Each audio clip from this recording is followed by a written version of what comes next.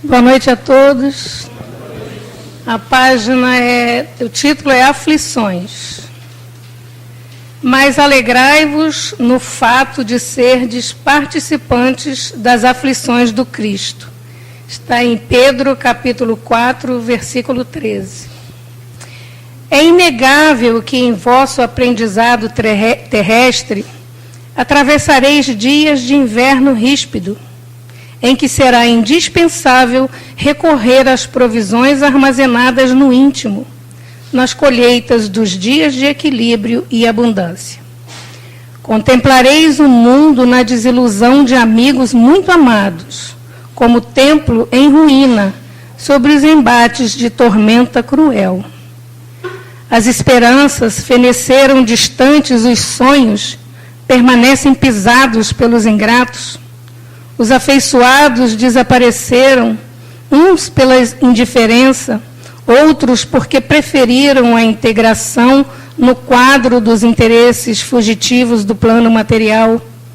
Quando surgir um dia assim em vossos horizontes, compelindo-vos à inquietação e à amargura, certo não vos será proibido chorar. Entretanto, é necessário não esquecerdes a divina companhia do Senhor Jesus. Supondes acaso que o mestre dos mestres habita uma esfera inacessível ao pensamento dos homens? Julgais, porventura, não receba o Salvador ingratidões e apodos por parte das criaturas humanas diariamente? Antes de conhecermos o alheio mal que nos aflige, ele conhecia o nosso e sofria pelos nossos erros. Não olvidemos, portanto, que nas aflições é imprescindível tomar-lhe a sublime companhia e prosseguir avante com a sua serenidade e o seu bom ânimo. Emmanuel, essa mensagem é do livro Caminho, Verdade e Vida e é uma psicografia de Francisco Cândido Xavier. O mais importante é a nossa certeza que Jesus está sempre conosco. Basta que a gente mentalize e reforce as nossas orações em nome dele. Boa palestra a todos. Boa noite.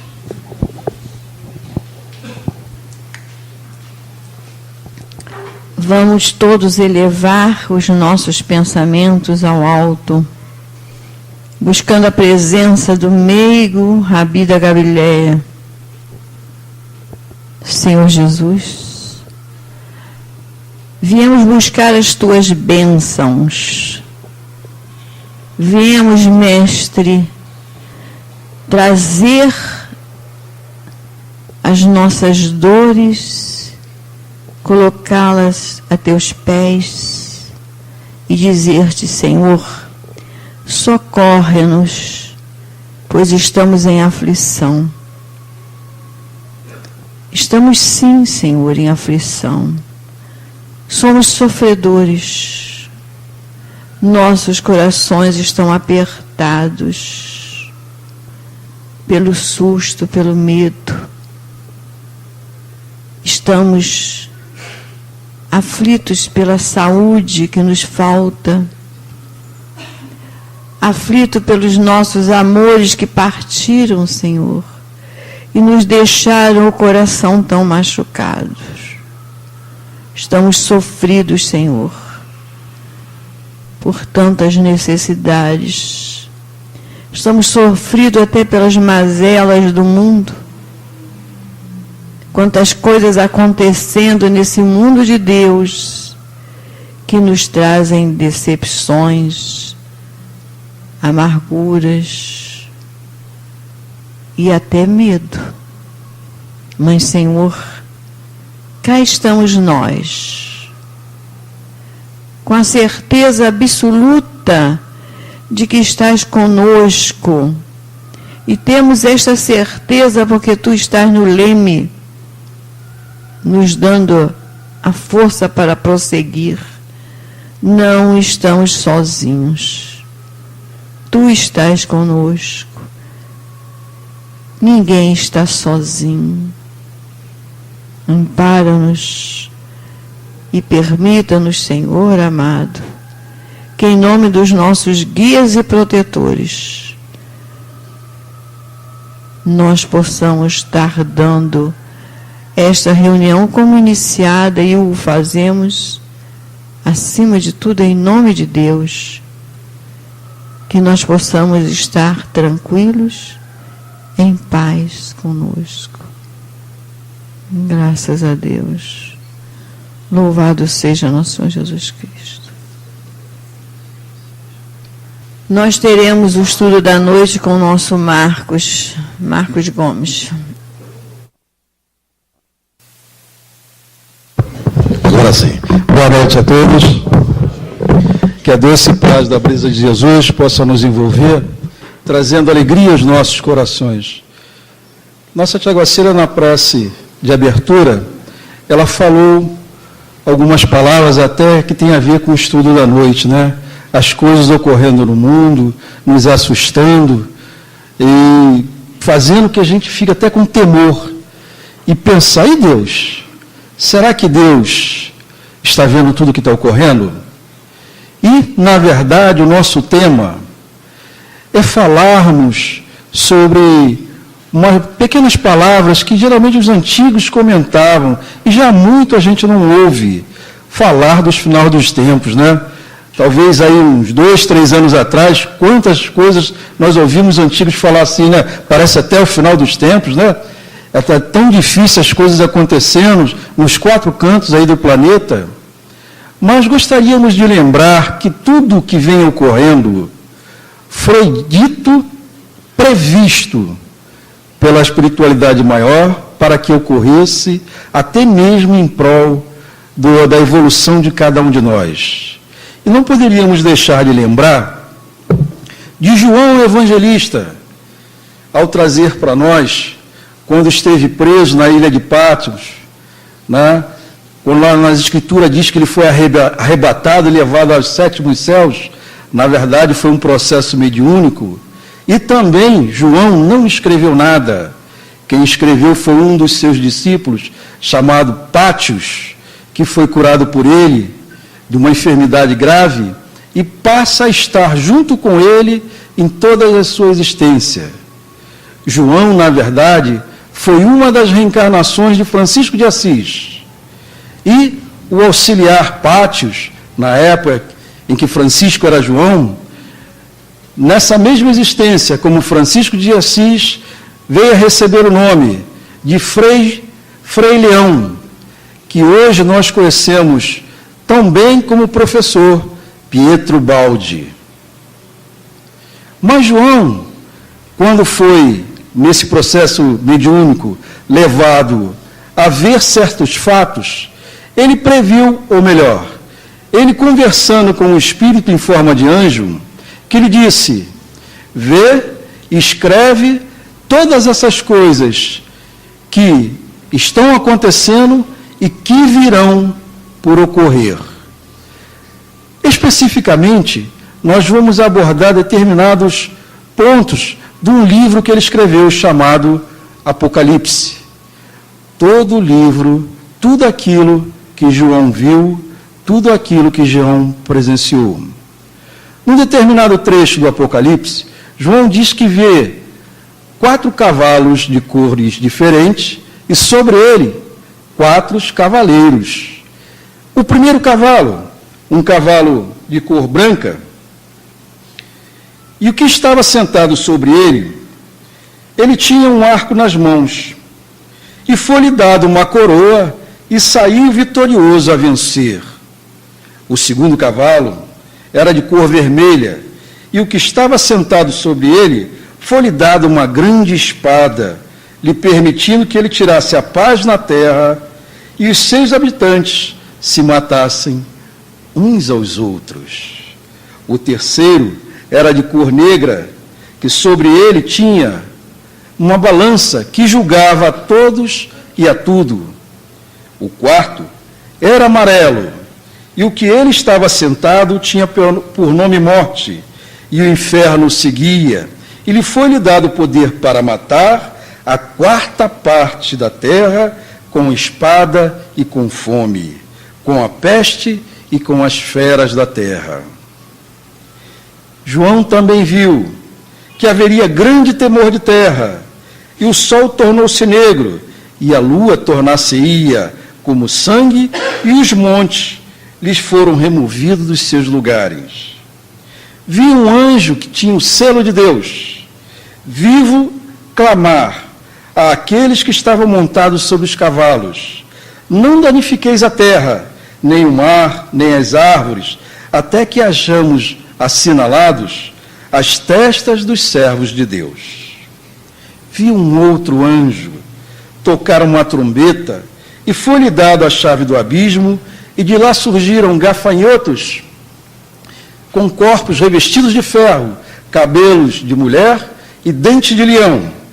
Presenciou também cogumelos, aonde havia fogo e sangue, que lhe foi dada a ordem para esse espírito, esse cavaleiro, né, atingisse principalmente aqueles que não estavam com o selo de Deus.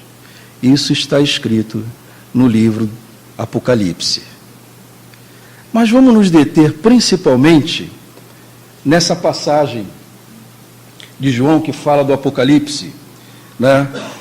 Capítulo 20, item 1 e 2, onde ele dizia: então vi descer do céu um anjo, tinha na mão a chave do abismo e uma grande corrente. Ela segurou o dragão, a antiga serpente, e o prendeu por 1000 anos. Apocalipse de João.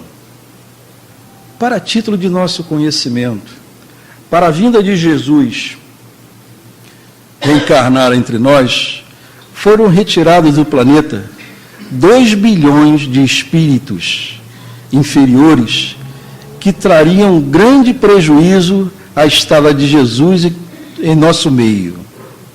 2 bilhões de espíritos. João presenciou nesse relato essa informação, aonde a serpente ficaria presa por 1000 anos. Após esses 1000 anos, essa serpente seria liberta. Também está no Apocalipse, item 20, ou melhor, capítulo 20, itens 7 e 8. Mas, paralelo a isso, no plano espiritual, havia uma colônia, assim como o nosso lar, assim como a Alvorada Nova, em que a planta dessa colônia era em forma de cruz.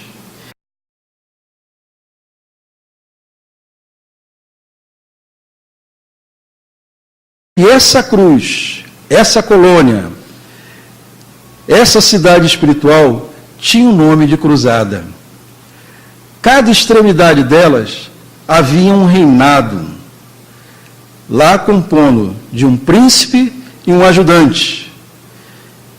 Nesse período, quando João presencia que após 1000 anos o dragão, a serpente, ficasse encarcerada e que seria libertada, os 4 príncipes, melhor dizendo, 4 príncipes desta colônia reencarnam, que todos nós conhecemos. Primeiro, como Hitler, como Gengis Khan, como Tomás de Torquemada e o sultão Saladino. Todos nós conhecemos ou já ouvimos falar de alguma forma desses 4 companheiros. Ah, mas será que Deus permitiu? Faz parte da evolução a reencarnação? Por que será que Deus não permitiria que esses irmãos, já que tinham uma condição tão difícil, reencarnassem? Evolução, crescimento e aprendizado.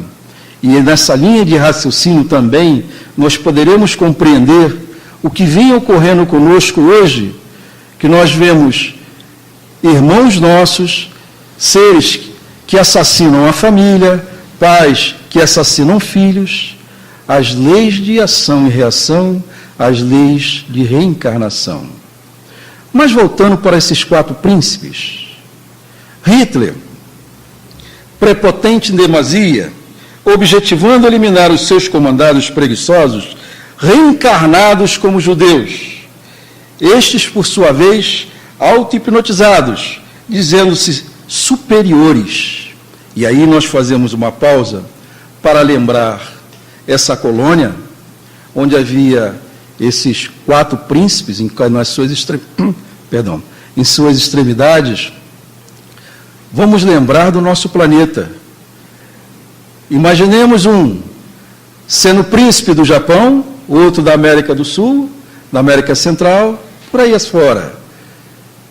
E cada um deles, e todos eles vinham do mesmo lugar. Vocês estão procurando entender a linha de raciocínio quando a gente fala, ou melhor, quando Miramês, que é quem escreve o livro Francisco de Assis, ele relata a história de cada um deles, mas principalmente a Francisco de Assis, o João Evangelista. Ele fala também que Gengis Khan ateou fogo na Ásia Menor e a Ásia Central. A sua máxima, ele dizia o seguinte: por onde seus cavalos passassem, nada ali poderia crescer.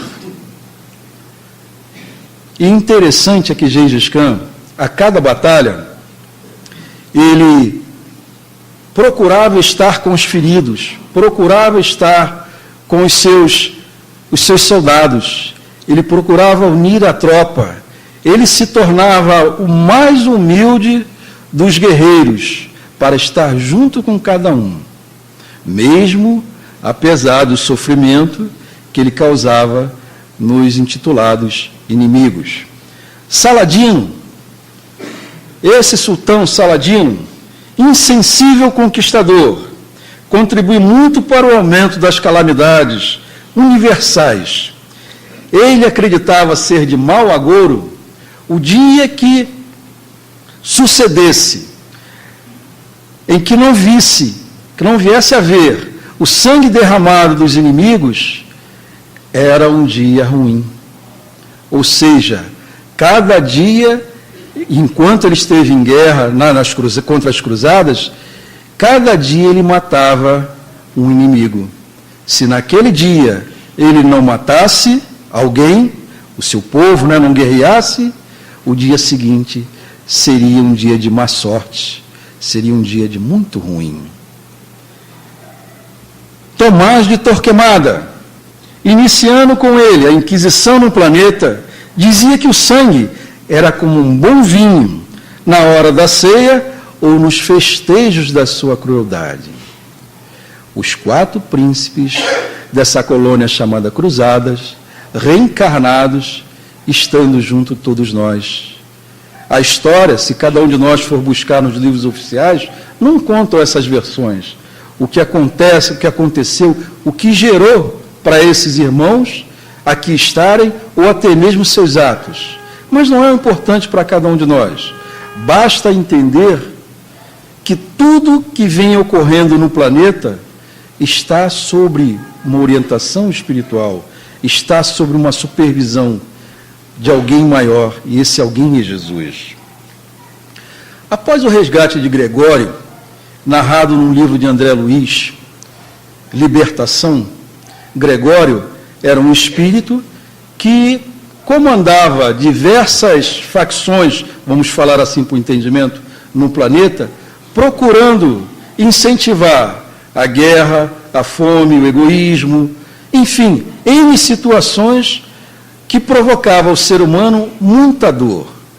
Após o resgate deste Gregório, foi eleito, ou melhor, procuraram se eleger um novo líder para as falanges inferiores. Foram procurados nos 4 cantos do universo espíritos que tivessem esse quilate de provocar a dor no ser humano, tivessem a vontade de destruir o homem e principalmente apagar da mente do homem a ideia de Deus. Se apresentaram 20 espíritos que a história tem seu relato de que eles fizeram no seio de cada um de nós. Além desses 20, surgiu mais um, parente direto de Gengis Khan, que criou o segundo Império Mongol. Esse que surgiu, aqueles outros 20 o temiam, e ele foi eleito por unanimidade. Este fato está narrado no livro Trilhas da Libertação. Esse, quando assume, decide proclamar as 4 virtudes opostas a que Buda fala. Buda elegeu 4 virtudes, falando sobre o sofrimento, sobre a concentração, sobre a paz, sobre o entendimento. Ele, ao contrário, pegou essas 4 virtudes e transformou ao seu bel prazer. A primeira dela, ele diz o seguinte, que um homem é um animal sexual que se compraz no prazer, deve ser estimulado ao máximo até a exaustão, aproveitando-se as tendências e, quando ocorrer o cansaço, levá-lo a abusos e aberrações.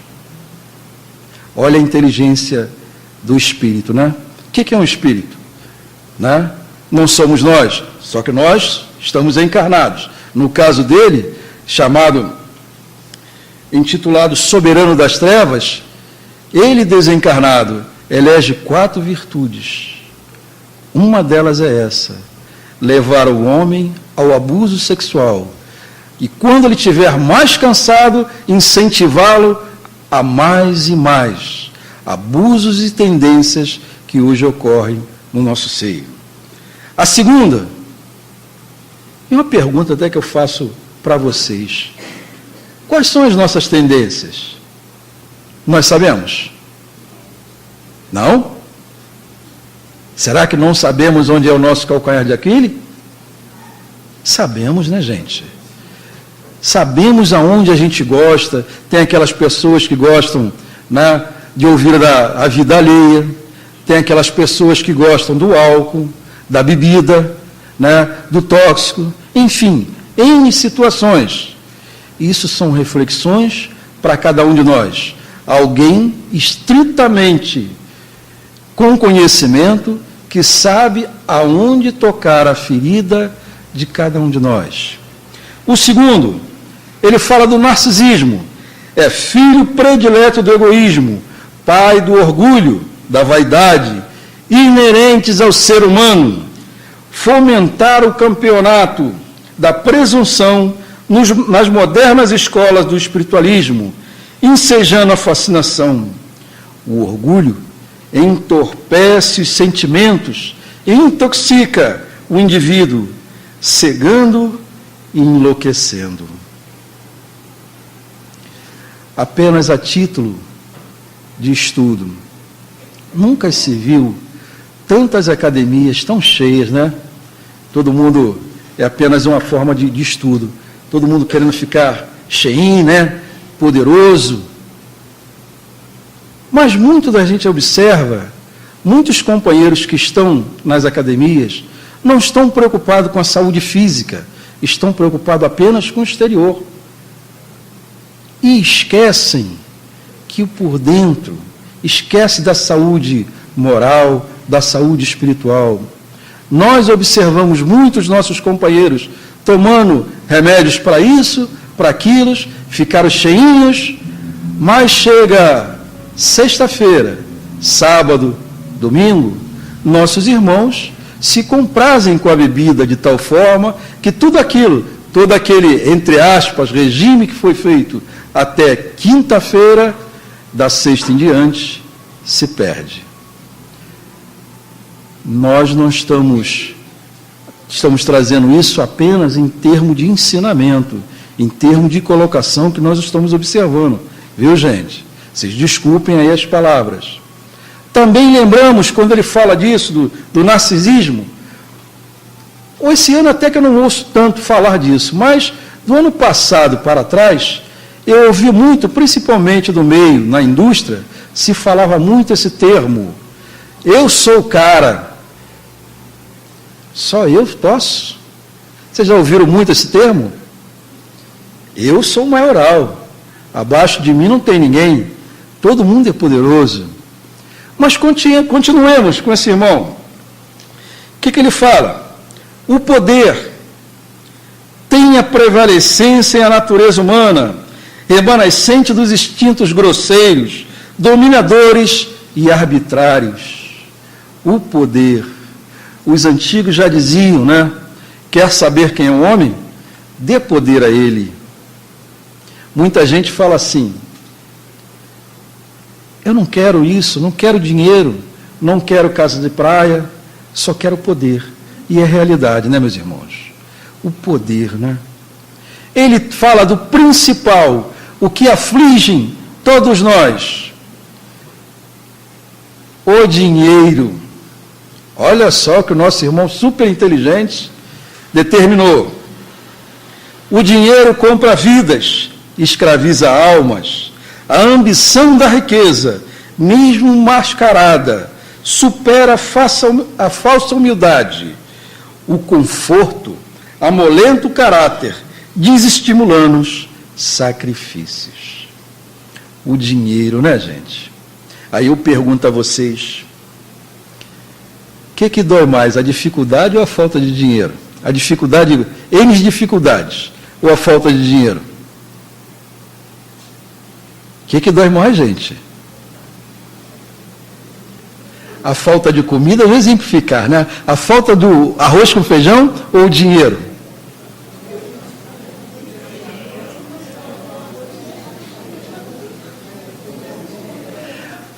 A gente ouve falar, com dinheiro eu compro arroz e feijão, mas o arroz com feijão a gente vai na Esperança em Cristo, né? Se inscreve lá, está passando por necessidade, aí ganha o arroz com feijão. E o dinheiro?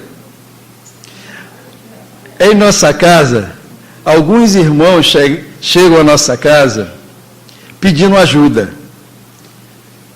Nós oferecemos o arroz com feijão, que é o dinheiro. O dinheiro, ele fala, né, que escraviza almas, compra vidas, ou melhor, compra vidas e escraviza almas.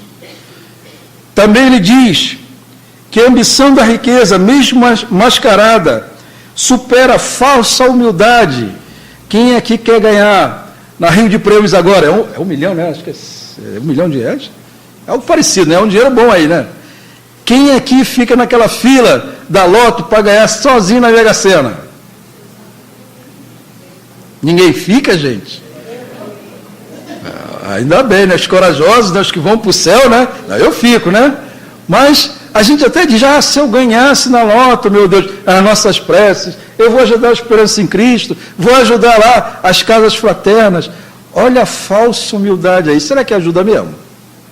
Aí vai aquele mês, compra 10 quilos de feijão, dá para a instituição, dá para aquele amigo, e depois? Com dinheiro eu vou ajudar minha família. Né? Os humoristas dizem logo, compra passagem só de ida para a sogra, né? Eles falam muito da sogra, mas é engraçado que não fala do sogro, né? É interessante isso. Eu não vejo nenhum humorista falando sobre o sogro. O sogro geralmente deve ser muito bacana. Bem, mas ele comenta dessas virtudes. Né? É interessante que agora tem uma propaganda de um determinado banco aí, né? Eu acho muito interessante essa propaganda que ele fala, a pessoa perde a vida, perde o crescimento dos filhos, da família, né, para o trabalho, para ganhar um dinheiro, mas não vê a necessidade do filho, quando o filho está com febre, quando o filho está necessitado. A gente fala que ganhar na Loto ajuda a família, né? Aí dá dinheiro para a mãe e vai viajar. Mas isso é necessário? Será que só isso é necessário? Ajuda a atenção, a compreensão. Nós costumamos dizer que, apesar das nossas deficiências, apesar das nossas enfermidades, nós somos ricos, gente. Nós somos ricos. Temos um corpo, aparentemente são, podemos falar, ouvir, sorrir, conversar. Existe um livro muito interessante chamado O Gigante Deitado. Alguém aqui conhece esse livro? A companheira lá conhece. Uma só conhece. Esse livro fala a história de um rapaz que, aos 16 anos, o seu maior sonho, em 1940 e pouco, era ir ao cinema. Ele, muito pobre, no trabalho de 1 ano, ele junta, engraxando o sapato, ele junta dinheiro para comprar a entrada para o cinema. Naquela época, a criança, o jovem, ele usava aquele terninho, ele arrumou emprestado. Na porta do cinema, com o ingresso na mão, todo contente, sente uma dor nos joelhos, cai ao chão e nunca mais levanta. 32 anos sobre um leito, aonde somente movimentava o pescoço. Cego, só falava e ouvia. Em outras palavras, naquela época, era um tipo de doença que não se conhecia, mas, comparando nas de hoje, chamada esclerose múltipla. Todos conhecem, já ouviram falar. 32 anos em cima de um leito, aonde, para amenizar a dor por falta de medicação, era colocado sacos de areia pesando 5 quilos sobre o peito daquele cidadão, para amenizar a dor. 32 anos nessa condição, e ele constrói orfanatos, asilos, ele contagiando, mesmo naquela condição, um grupo de amigos para fundar, para auxiliar na caridade. Mas voltemos ao nosso tema de hoje. Falando desse companheiro, dessas 4 atividades. E ele disse uma coisa interessante para nós. Aonde um de nós, nessas 4 situações, caísse, as outras 3, ou melhor, se uma não conseguisse cair, as outras 3 poderiam cair. Porque isso faz parte do ser humano. Ele esteve entre nós, sabe o que é a condição de cada um de nós, e começou a insistir nessa situação. A partir de um determinado período de nossa existência, modificou-se tudo no planeta. A questão das famílias, a questão das músicas, inclusive as músicas, modificou também toda a questão religiosa, enfim, ele começou a investir no planeta. Mas e até aí?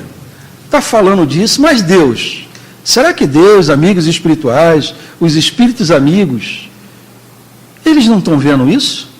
O que vocês acham? Ninguém nunca pensou nisso? Estamos recentemente de um fato que abalou o país e até o mundo. Né? Um fato sobre se diz, entre aspas, um jovem deu fim à vida dele e a dos pais e de parentes. Onde está Deus? O anjo guardião. Estavam o quê? Estavam na praia? Estavam visitando o próximo? O que vocês acham?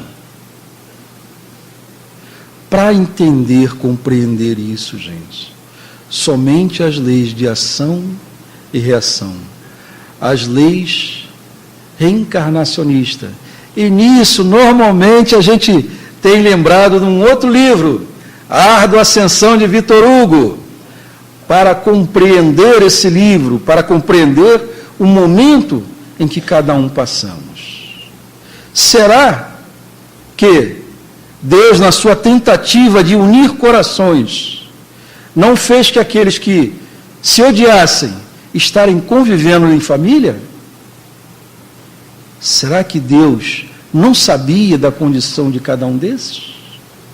Este livro, gente, A Árdua Ascensão de Vitor Hugo, é um livro muito importante para nós espíritas, ou aqueles que estão procurando entender por que o planeta, por que eu passo essa dificuldade, possamos compreender quem somos nós em família.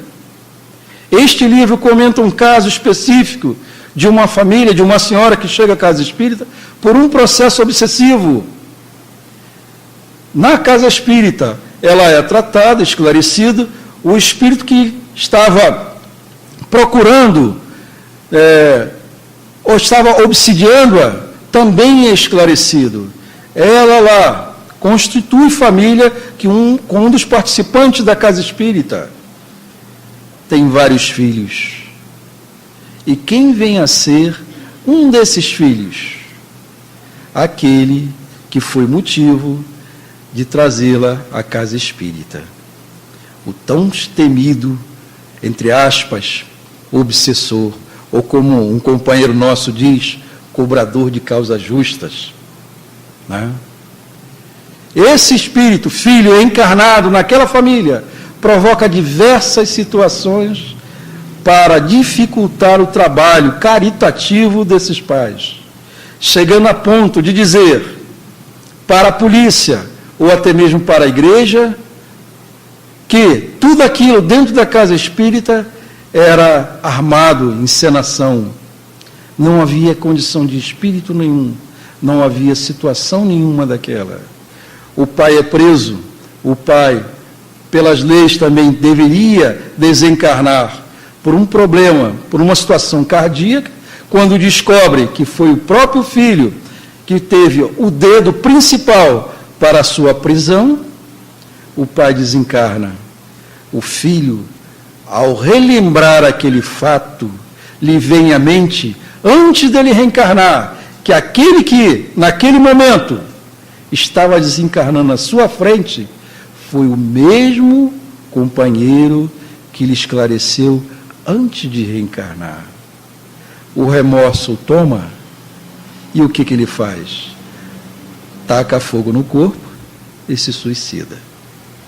Contei o livro para vocês? Não contei não, porque o livro tem muitas coisas belas e muitas coisas de incentivos para cada um de nós. Quem de vocês não se perguntou? Eu acho que eu caí de paraquedas nessa família. Não é possível. Não combino com ninguém, nem com meu pai, nem com minha mãe. São pensamentos diferentes. Por que somente eu estou aqui na casa espírita hoje? Leiam, busquem. Havia também uma outra colônia espiritual, denominada Cidade Perversa. Essa colônia espiritual, ela foi desativada. Todos os seus moradores já reencarnaram, já alguns ainda estão dentre nós, no mundo. Nessa cidade perversa, os moradores de lá utilizavam, vou ler, não foi eu que estou falando, está escrito no livro, Emanuel Filomeno de Miranda, com Bezerra de Menezes, que traz essa informação para nós. Seus habitantes tinham adereços e argolas grosseiras penduradas em várias partes do corpo. E um dos seus dirigentes nada mais era do que o Marquês de Sade, aquele que deu a ideia de sadismo. Já ouviram falar do Marquês de Sade? Era um dos dirigentes desta colônia. Essa colônia, todos os dias, havia um desfile, tipo os nossos carnavais, voltado à parte sexual. Sobre os carros alegóricos, haviam pessoas em seminus, em poses extravagantes, e todos aqueles encarnados e desencarnados que eram ligados à parte sexual eram levados através do sono, os encarnados, para estes locais. Lá vendo, por um processo obsessivo, vendo esses carros alegóricos, essas pessoas de formas pequenas, como crianças, sobre os carros, quando retornavam ao corpo, ao ver uma criança, o cérebro físico correlacionava com o cérebro espiritual aquilo que via vendo. É isso que temos no mundo de hoje, chamado pedofilia. Na verdade, aqueles que presenciavam isso nesta cidade, viam, sim, pessoas pequenas, mas eram anões, não eram crianças. Isso está no livro Sexo e Obsessão, trazendo para nós a explicação do mundo espiritual, o porquê nós temos isso, esses fatos ocorrendo em nosso dia a dia. Ele fala também, e aí a gente volta às músicas, a questão das músicas. Ele diz, músicas com a licenciosidade, músicas ruidosas, desequilibrantes e compassivas. Músicas ruidosas. Nós não lembramos aí daqueles rocks pesados? E uma pergunta até que eu faço para todos nós, né? Por que será que aqueles roquistas, companheiros, eles gostam muito de se pintar daquela forma grotesca, né? Forma de caveira, aquela coisa toda preta. Por que será? Gostaria de frisar, gente, isso aqui não é crítica, é estudo que nós vemos, nós compreendemos em livros da doutrina espírita. Espíritos como Manuel Filomeno de Miranda, Bezerra de Menezes e outros trazem para cada um de nós. É impossível acreditar que não seja verdade.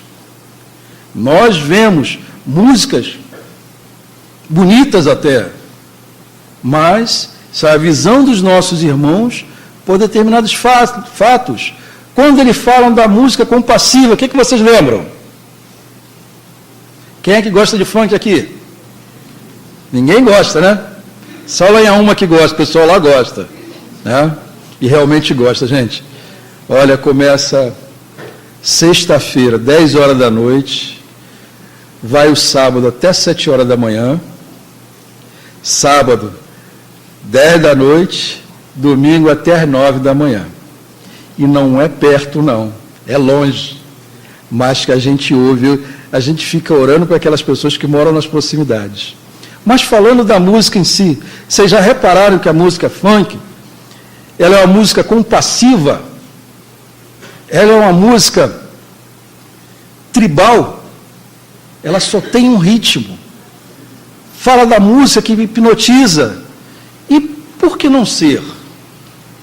Porque, na verdade, naquele ambiente, a música penetra e a música nos faz a alma transpor, a música faz, a boa música, nos faz imaginar, criar situações, nos acalmar, como também nos faz ficar nervosos. Correto? É isso que ele fala. Aí ele diz que a partir desse instante, houve as instabilidades nas instituições familiares e sociais, o aumento da criminalidade e da segurança. Instabilidade nas instituições familiares. Uma coisa que poucos, a gente vem comentando isso há algum tempo, talvez poucos tenham observado. Quem é que aqui se reúne para fazer as refeições na mesa com a família? Sem ver a televisão. Às vezes até a gente senta com a família, né? Ah, mas está na hora do esquenta, deixa eu ver o esquenta, né? Ó, sai da frente, come aqui desse lado. Nós estamos comendo um alimento? Nós estamos comendo televisão, né? Se ver uma notícia trágica, um filme agressivo, uma cena, né, de maior intensidade, aquilo está nos impregnando, gente. Para entendermos, mas é televisão, por que não? Em nosso meio está passando oxigênio, está passando ondas de rádio, celular, telefone, né? O telefone de uma forma geral, pensamentos não estão passando entre nós? Nós somos uma antena e fixamos naquilo que gostamos. Quantas famílias, a grande maioria de nós, dificilmente faz as refeições numa mesa. E quando faz acompanhado da televisão. Sabe, lá em casa também de vez em quando a gente faz isso, viu, gente? Não se preocupe não, lá em casa a gente também faz isso de vez em quando. Mas a grande maioria de nós faz isso. E vamos deixando o quê? A vida passar, o momento passar. E nós estamos compreendendo o que o nosso irmão falava, o que o nosso irmão trazia para nós. Interessante uma pergunta, a pergunta 459 que Kardec faz dos Espíritos, vocês já ouviram falar nela? A pergunta 459, lembra do número? influem os espíritos em nossos pensamentos, em nossos atos? Alguém falou baixinho. Mais do que imaginamos, né? Será que na hora que a gente está comendo, tem algum espírito lá comendo com a gente? Tem ou não? A gente não quer assustar ninguém, né? Para depois não assustar. Vale aqui lembrar, quando nós falamos uma vez sobre as tatuagens, uma companheira, ela se sentiu atemorizada do que nós falamos, porque nós lemos num livro, fizemos um estudo em que existe uma colônia espiritual aonde há pessoas, espíritos, todos tatuados o seu corpo. Não basta muito a gente pegar uma TV dessa fechada, né? Um canal desse aí que mostra lá, eu não sei o nome, esqueci o nome agora, pessoas encarnadas transformando o seu corpo da forma de animais. Alguém já viu isso? Né? Imagine aquele quando desencarnar. Qual vai ser a forma espiritual dele? Tem um outro até que botou um escalombinho aqui, né? Direitinho, né? É interessante, né? Gente, eu vi na televisão. Tabu, né? Olha só. Todo mundo vê televisão, olha só. É assim que a gente descobre, né? Mas, quando nós comentamos a respeito disso, a companheira não se sentiu muito à vontade e disse que toda vez que nós fôssemos fazer o estudo, ela não estaria presente. Queiram desculpar, não foi algo pessoal, nós simplesmente esclarecemos o que os espíritos comentam. Até aí tudo bem, gente? Não fiquem assustados, tá? Pelo amor de Deus, né, tia? Depois o pessoal vai querer me pegar ali fora.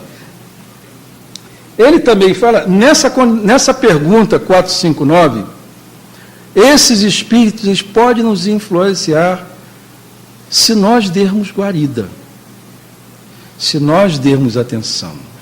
Vocês já repararam, quando vocês ficam nervosos, chateados, alguém já se viu no espelho com raiva? Alguém já se viu? Ou alguém já disse para vocês como vocês ficam com raiva? Como vocês se transformam? Como nós nos transformamos? Né?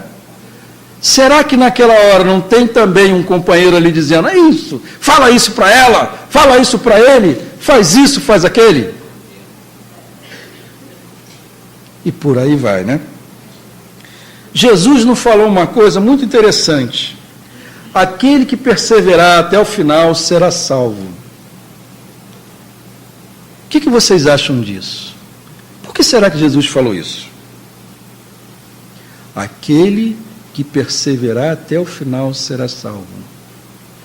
Aquele que tivesse fé, que mesmo no momento de dor, mesmo nessa condição que tudo que ocorre no planeta, orasse por seu irmão, amparasse aquele que necessitasse, seria salvo.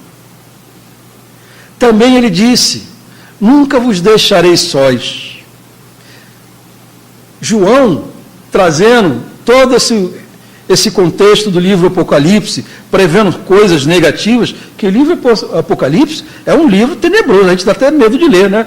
Se vocês forem ler, só vê coisas pesadas, coisas que o Espírito, anjo, disse para ele, relata coisas que há de ver e hão de acontecer. E estão ocorrendo. Tudo predito. E Jesus, quando esteve aqui entre nós, disse, nunca vos deixarei sós, através do esclarecimento, através do apoio espiritual, através das diversas religiões que existem no planeta. Muita gente até comenta, né? Por que existe essa gama imensa de religiões? Por que será? Alguém já raciocinou para entender isso? E eu faço uma outra pergunta. Qual a religião de Jesus? Amar ao próximo como a ti mesmo e a Deus sobre todas as coisas. O nome religião foi dado pelo homem. Há essa necessidade porque aquela pessoa está num padrão vibratório diferente, de entendimento diferente. Toda religião que fala de Deus, de Jesus, que fala de amor ao próximo, fala ao bem, nós não devemos acatar, não devemos respeitar, meus irmãos. O que adianta estarmos dentro de uma religião, aí a pessoa... Aí o motorista do 629 ali passa direto, deixa a gente a pé no dia que está chovendo. Vocês já estiveram se sentindo nessa situação? Atrasado por serviço, não pode chegar atrasado, e o motorista do ônibus passa direto. Isso aí dá confusão. Duas coisas que dá confusão, é falar de dinheiro e falar disso, né? A gente normalmente elogia, a gente não, outras pessoas, né? Pessoal lá que não conhece, isso, não é o pessoal que frequenta aqui a casa, não. Geralmente elogia a mãe do motorista, não faz isso? Mas Jesus fala disso, de pacificação, exemplo de amor ao próximo. João, esse espírito com João, ele diz para os 4 cavaleiros, para que não afetassem a natureza, as terras, as montanhas. Ele fala também para não tocar naqueles que têm o selo de Deus estampado na testa. E eu pergunto a cada um de nós, nós temos o selo de Deus estampado na testa? Temos? Como tê-los? Acreditamos em Deus? Achamos que Ele é bom, misericordioso? Mas como é que a gente diz, meu Deus, que mal eu fiz a Deus, atirei pedra na cruz? Por que a gente fala isso? Deus é bom, misericordioso, é paciente. Mas nós fizemos esse tipo de comentário. Por que será? Não podemos esquecer, nós espíritas, existem sempre as leis de ação e reação, as leis de causa e efeito. Tudo que fizermos, uma palavra amiga, um sorriso encorajador, um abraço fraterno, nós receberemos. Muitas das vezes a gente quer receber por aquela pessoa, mas não vem, gente. Não vem por aquela pessoa. Vem no momento certo, na hora certa, no momento que a gente precisa. Nós estamos com uma das facetas, uma das partes da obsessão, que já considerada a doença do século. Qual é? A tão chamada depressão. Eu costumo dizer que nós abraçamos essas duas senhoras, a dona Deprê e a dona Tristeza. É fácil abraçá-las, mas para sair dela, gente, a depressão é uma das vertentes da obsessão. A tristeza profunda. Nós não queremos comer, nós não queremos sair da cama, não queremos sair da casa, não queremos nem tomar banho. O que fazer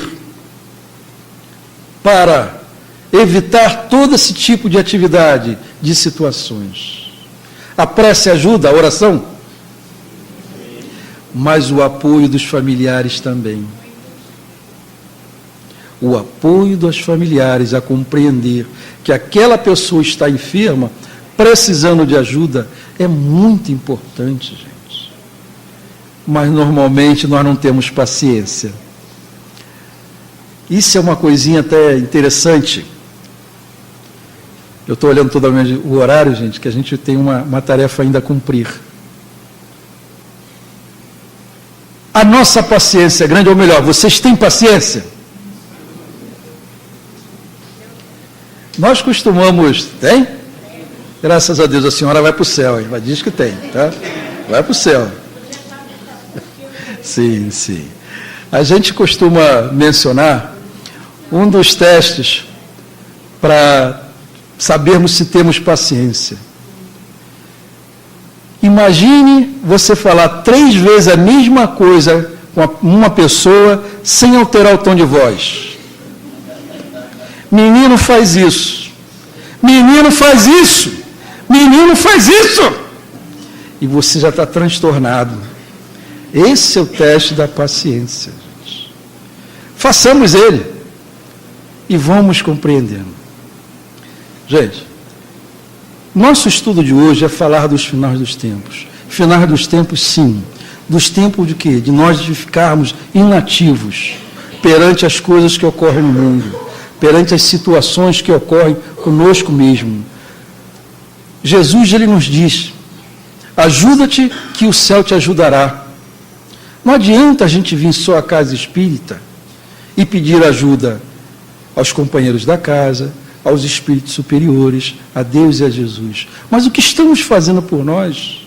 O que estamos fazendo para essas nossas tendências, que cada um de nós sabe quais são, para evitar de cair nessas quatro situações que esse irmão determinou? Com esse irmão, quando determinou essas quatro situações, a partir daí o planeta deu uma guinada. Aí nós tivemos o Festival de Woodstock, nós tivemos muita questão das drogas, da homossexualidade, de uma forma geral, viu, gente? Que ela sempre existiu. E é interessante para o nosso conhecimento, a homossexualidade, ela existia mesmo nos tempos antes de Jesus. Principalmente naqueles povos que saíam para guerrear, ela sempre existiu. Era comum em termos de festas, principalmente ao deus Baco, acontecer isso. Ainda evolução do homem. Estão dando para compreender? O que estamos fazendo em apoio a nós próprios? Será que nós acordamos, nós fazemos uma prece agradecendo a Deus por mais aquele dia? Ou vai dormir, senta na beira da cama e agradece a Deus? Porque normalmente quando a gente deita, a gente começa o Pai Nosso, não termina, né? Pai Nosso, não termina. Sente e agradece. Principalmente todo aquele que está em tratamento em nossa casa, na reunião de sexta-feira, a reunião de esclarecimento espiritual, 80% é de responsabilidade do paciente. É igual ao paciente que vai no médico, o médico receita o remédio, mas ele não toma e diz que o médico é ruim. 80% é de responsabilidade do paciente. Principalmente quando Jesus nos diz, vigiai e orai. Vigiai o quê? Os pensamentos, as nossas palavras. Tem pessoas que dizem assim, dou um boi para não entrar numa briga, mas dou uma boiada para não sair. Todos conhecem isso. Mas será que é a realidade? Será que é verdade? Quando os antigos diziam, pau que nasce torto, morre torto. É a realidade isso? Basta lembrar nós aqui hoje. Quantas vezes nós fomos convidados a estar numa casa espírita e nunca fomos, mas, por um motivo ou outro, cá estamos nós. Os amigos espirituais estão ao nosso lado, ao nosso redor, dizendo, confia, ora, segue adiante, não desanime, que quando nós desanimamos, chega primeiro a dona tristeza e depois a dona deprê do lado. E aí, rapidamente, tem um segundo, falar de um dia, sabe aquele dia que você acorda triste? Está sol, mas está calor demais. Vou trabalhar, poxa, eu não queria trabalhar. E aí você se sente pesado, cansativo. E aí você começa a orar para tudo quanto é espírito, tudo quanto é santo. São Pedro, São Paulo, né? Bezerra de Menezes, Irmã Sheila. De 15 em 15 minutos eu estava no banheiro da firma, sentado lá, fazendo uma prece de evangelho. E aquele sentimento, né? Carregado, pesado. Levamos o dia todo com aquele sentimento. E eu, como médium, opa, essa tristeza, de repente, não é minha, mas vamos pedir a Deus E o dia todo caminhando com aquela condição. Quando chegou às 18 horas, dentro de uma Kombi, literalmente amassadinho, né? Dentro da Kombi, aquele montão de gente, todo mundo apertadinho ali, eu chamo aquilo de literalmente amassado mesmo. Quando chegamos ali em Maria da Graça, a Kombi onde nós estávamos freia bruscamente sobre uma outra. Aí aquele alvoroço, todo mundo falando, barbeiro, aquela coisa toda, aqueles elogios, né? Aquele alarde todo. E nós, entre os braços dos companheiros que estavam na frente, olhamos assim por vidro da Kombi à frente, estava escrito uma mensagem muito interessante, que eu nunca mais esqueci na vida, dizendo o seguinte: não há derrota que derrote aquele que nasceu para vencer. Não há derrota que derrote aquele que nasceu para vencer. Foi como se alguém tivesse me tirado lá do fundo do poço. Aquele sentimento foi indo. Nós nascemos para vencer. Por mais difícil nos pareçam as dificuldades da vida, oremos, vigiemos, caminhemos, procuramos utilizar o nosso tempo, o nosso dízimo, a nossa boa vontade, a nossa palavra, o nosso sorriso, em prol daquele que necessita, em prol daquele que não conhece aquilo que hoje os senhores já conhecem. Falar dos finais dos tempos? Sim, tempo de sairmos da inatividade, tempo de largarmos o nosso trono e botarmos a mão à obra em crescimento nosso e do próximo. Que Jesus nos abençoe, que haja muita paz em nossos corações. Senhor Jesus, é nesse instante, procurando unir os nossos corações e os pensamentos, Senhor,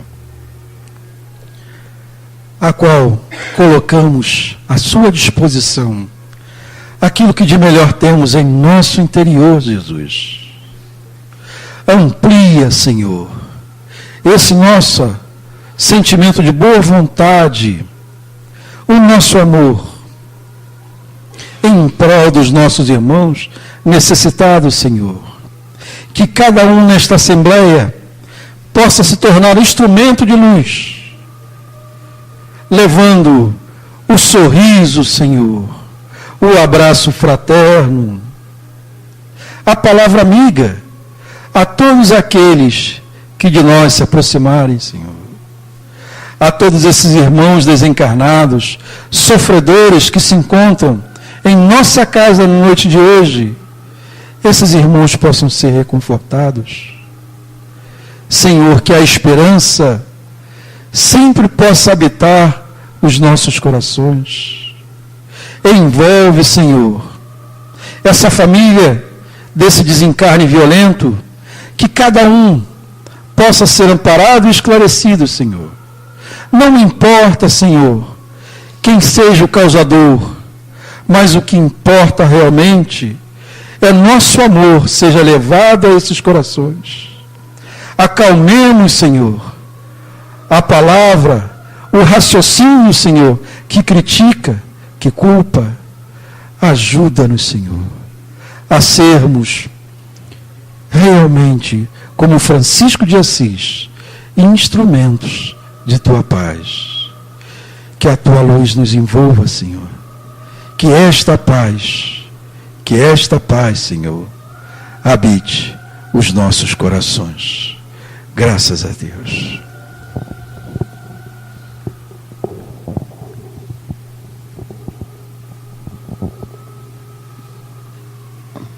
E assim, Jesus, os nossos agradecimentos. Faz de nós um instrumento da Tua paz, que nós possamos levar conosco mãos cheias de luzes para distribuir lá fora com aqueles que ainda estão distanciados das Tuas verdades.